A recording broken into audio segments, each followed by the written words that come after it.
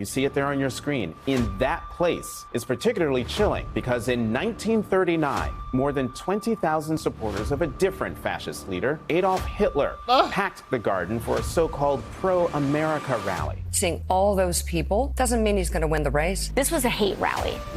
This was not just a presidential rally. This was also not just a campaign rally. The media and the Democrats are fuming because Donald Trump led a packed house in Madison Square Garden in New York. You can see this is the scene. This is what they call a movement. This is a huge, huge event. And the impact of it was reverberating throughout the media. And a lot of people very upset about it because there were some mean jokes there last night and they don't like those jokes. So we'll talk about what happened here, but you can see the regular headlines are like this from Axios. MAGA speakers unleash ugly rhetoric at Trump's MSG rally. And this is how you know is effective because they're comparing it to a Nazi event. They're like little lunatics. So they're saying crude comments aren't new. They're latching onto some jokes from a comedian who wasn't even a big part of the show. But the show was crazy. I mean, there was Hulk Hogan was there, Dr. Phil was there, Tucker Carlson was there, RFK Jr. was there, Melania came out. I mean, it was just wild. Here was Trump and Hulk Hogan. It was a ton of fun. And you can see there's Trump just crushing him. Come on, brother.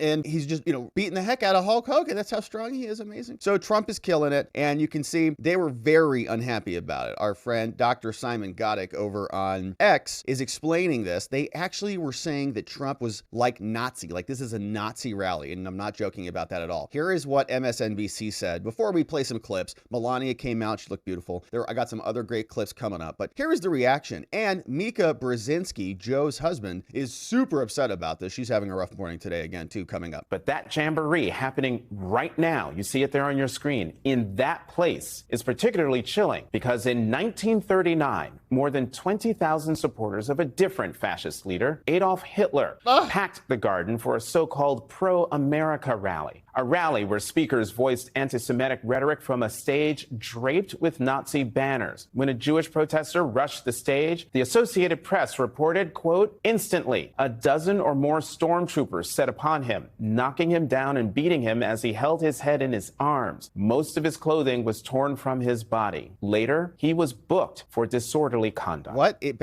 Now, against that backdrop of history, What? So that didn't happen here. That happened back in the 1930s. Okay. The man who has threatened to use the military against opponents he calls enemies from within, who has threatened to use the troops to quell what he says are lawless cities and to use those. You guys just passed your DOD directive, which authorizes you to take out Americans using lethal force. So who's doing what now? Troops to carry out mass deportations of immigrants is once again turning Madison Square Garden into a staging ground for extremism. Okay, so I don't even know where that came from. Was this whole segment because of the jokes? Because of some bad jokes from a comedian? That's Nazism now? All right. So that was one take on it. And here's Mika. And you can see she's been having some rough goes at this. Shout out to Carly for always flagging these for us. But here is what she said this morning. Last week she came out. If you missed that, oh my gosh. Mika came out and said, they're killing us. They're literally killing us. Trump is killing women. We're going, what are you talking about? He's killing us. She went nuts. And all the other dudes who were at the panel around her were like, yikes. So here she is again, and probably had a rough weekend. I think they're all having to come to terms with the realistic future of where this election is going. Here is Mika. I think a lot of people are seeing that rally at Madison Square Garden, seeing all those people. Doesn't mean he's going to win the race. But my point is, it's discouraging. It doesn't mean he's going to win the race.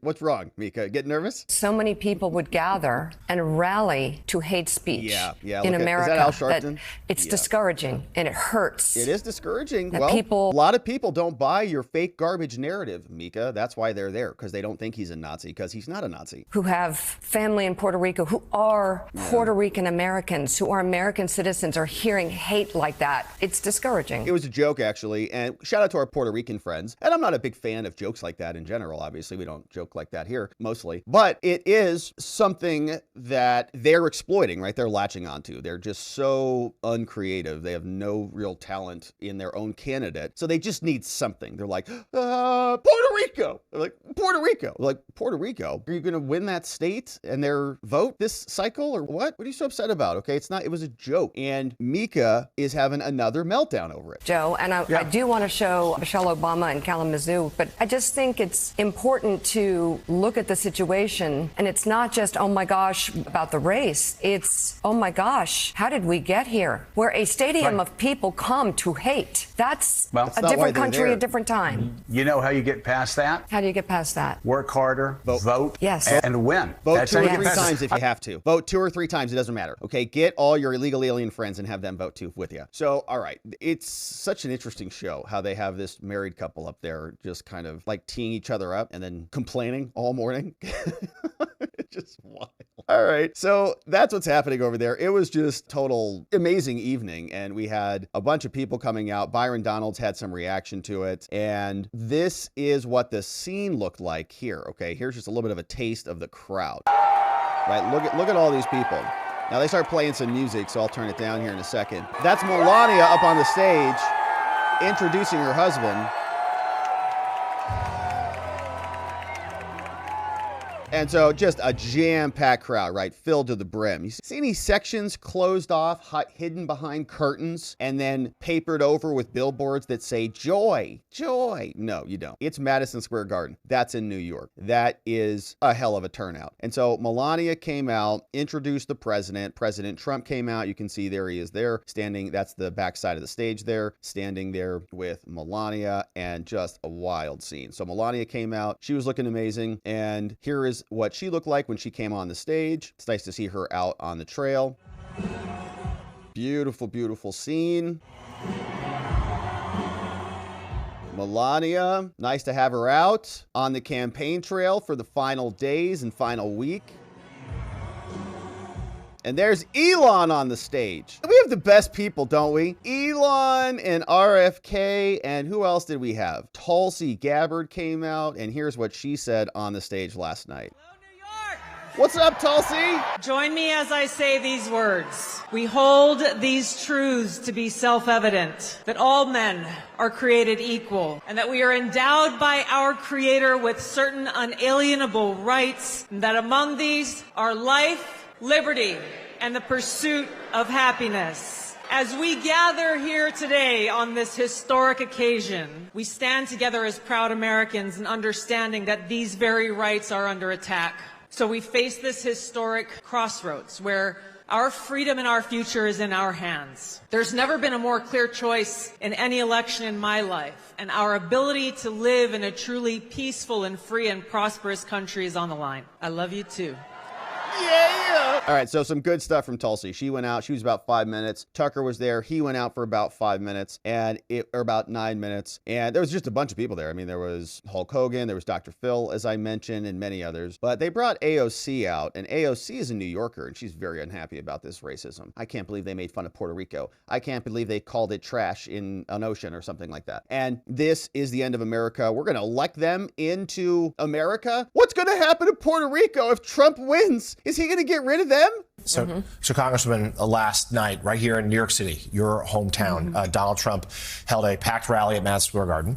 And a number of speakers used downright racist and offensive language, more so than the so-called comedian who said that Puerto Rico was an island of garbage. Can you just give us your reaction to what you heard last night? Just hours and hours of frankly, hate, and how it could electrify this electorate? Well, there's a couple of things. As you mentioned, this was a hate rally. This was not just a presidential rally. This was also not just a campaign rally. I think it's very important for people to understand that these are mini January 6 rallies. These are mini Stop the Steal rallies. These are rallies to... Oh, gosh. They insurrected Madison Square Garden? I love this, actually. It totally diminishes January 6 completely. Every time you say January 6 was like a garbage can got blown over in a strong breeze or something like that, it diminishes it. In their minds, right? In our minds, it's already diminished. We already go, what are you talking about? It's a 4-hour riot, whatever. But at MSNBC, okay, all these people here, some of them have to be scratching their heads going, what? Not a large portion of them because there's not a lot of thinking happening there in that audience. But my point is a portion of them have to go, wait.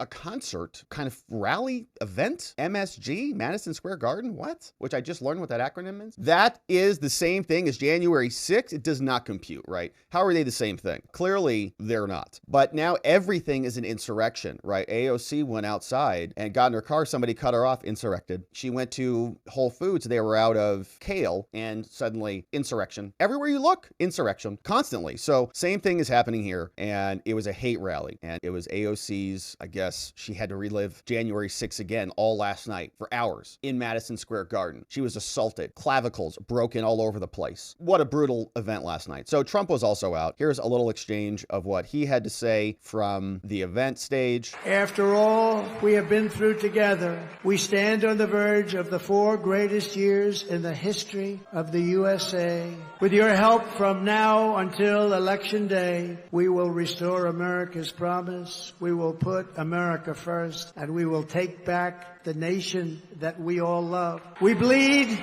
the same blood. We share the same home, and we salute the same great American flag. We are one people, one family, and one glorious nation under God. We will never give in. We will never give up. We will never, ever back down. And we will never, ever, ever, ever surrender. Yeah! Let's go! Together we will fight, and we will win. We're going to win. Mr. President, El Presidente, welcome to the stage, delivering a very nice statement there. And he's right, we are going to win. So they asked Byron Donalds, hey, Byron, are you offended by these Puerto Rican jokes? Are you now going to finally unveil your Nazi allegiances, Byron? The entire time. So to the New York Daily News, is it a racist rally if you have a black man from Florida who's originally from New York speaking at the rally? I don't think so. This is the problem with most media today. They're too busy trying to fearmonger everything instead of actually talking about the facts and the substance. It was a great rally last night. Donald Trump obviously spoke. Did he say something that was off color? No, he did not. I spoke. Did I say something off color? No, I did not. Eric Trump, Laura Trump, Don Trump Jr., Elon Musk, Howard Lutnick. Did they say anything that was off color? No, they did not. Distanced himself from the comedian who was there and the comments that he made. I didn't agree with the comedian said. None of us did. When it came out, we were all like, distanced himself. Yeah, of course. We were all like, wait, what? Who did that get up? No. Nobody agreed with that. Nobody. Yeah, it was a joke. But Adolf Byron Donalds is apparently part of the Third Reich now, because he was there speaking at the Klan rally led by Adolf Trump. So here is another question. Now, this one's very curious. So they asked Mayor Adams of New York, they said, well, what, this Nazi stuff, this is in your backyard, Mayor Adams. He's been indicted by the DOJ for bribery or for corruption. Okay. All right. So, which I'm sure he is, don't get me wrong. But of all the things, now they're hitting him with this. Very curious. So there's something weird happening here because they asked the mayor about this. They said, do you think Trump's a Nazi because everyone else does here? Mr. Mayor, I wondered if I could ask you about any communications you've been having with the Trump campaign about this rally or otherwise, and if you believe, as others have said, that the former president is a fascist. I have had those terms hurled at me by some political leaders in the city, using terms like Hitler and fascist. Yeah. My answer is no.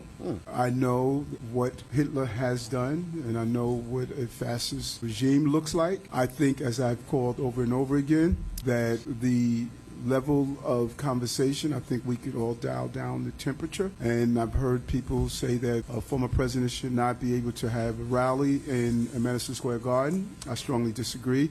This is America. This is New York. And I think it's important that we allow individuals to exercise their right to get their message clear to New Yorkers. And our job as a city and as a police department is to make sure they could do that in a peaceful way. And it seems like everything went off without a hitch last night. It was a nice event and it seems like everybody had a good time. So that worked out well. Now, he's in a difficult position to be in because if Trump wins, what he might be angling for right here is a dismissal of his criminal charges because Trump's DOJ is going to be less corrupt than Biden-Harris's DOJ and they are prosecuting him. So maybe he'll say, well, talk nice about Trump and then they'll dismiss my charges. On the other hand, now that he's talking nicely about Trump and opposed to Kamala Harris, you better be careful. He might be getting indicted again or arrested again anytime soon. So now this person in the media was explaining that there is something happening with Trump. And here's a rare moment of clarity from John Carl. Look, I was there for about 6 hours yesterday. First thing I've got to say, Madison Square Garden was packed. People waited hours to get in. They sat through hour after hour of this rally. They were fervent in their devotion to all things Trump. Trump has created a movement. There is no doubt. I cannot think of another Republican figure of my lifetime who could have come into a Democratic city like New York and put together anything like that. Yeah, he's right about that. And that is becoming more and more clear. And I think it's freaking out even some Republicans. They're like, oh, crap. Even if after Trump wins, we might be done for. And so they're not happy about it. Here was the Trump campaign coming out in the aftermath, explaining their take post-rally event. The energy last night was palpable in the room. The spirit, it was happiness and joy. And it was such a diverse group of people in that stadium, packed to the house. There wasn't an empty seat. You had Black Americans, Latino Americans, Jewish Americans, men, women of all ages coming in support of President Trump and unafraid to show it, by the way, even in the streets here of very liberal New York City, which I think there's a chance of getting very red after last night. President Trump's message was optimistic, and I loved what Mrs. Trump said. She said New York is a city of hope and dreams. You have people bustling from office to office to make a living, and those dreams are becoming unattainable because of Democrat policies, and I think President Trump offered a real message of hope to New Yorkers and all Americans, and what an epic way to kick off the last week. Yeah, and good vibes, man, especially in New York, to send out 70,000, 100,000 people. I mean, there were a bunch of people even outside, and just send out that energy, that vibe back into the electorate. Right? That's what we need right now is energy. It's get out the vote time. People have mostly made their decisions up. So now you got to get people going. That's why Trump showing up on Rogan and spending 3 hours with him. And by the way, did you hear Rogan in the aftermath of that had a comment on another show, and he said that Trump didn't urinate before the interview, after the interview, and didn't drink a single thing the whole time. Rogan said he was going for 3 hours. He said, this is crazy. What the heck? He just came in, did it, 3 hours left, went right back out again. It's wild. So pretty impressive. Now, Kamala would not obviously be able to do any of that. And that is so useful because that interview has gotten, I think it's pushing 30 million views now. So even if a small percentage of that, even if you say 10% of that gets out and votes now, it's millions of people, whatever number you want to pick. So Trump's War Room posted that, and there was some more reaction here. You can see the numbers are changing. Pretty big warning sign for Kamala in the early vote. Check this out. In 2020, Republicans were only 33% of early voters. Now it is up to 40%. So in this big state with a big Latino population, a whole lot of union members, some warning signs, at least early on in early voting for Democrats, George. And Rick, Generals John Kelly, Mark Milley have called Donald Trump a fascist. Kamala Harris agrees, and we have some polling on that. Check this out. Yeah, Mark Milley agrees. He's a fascist.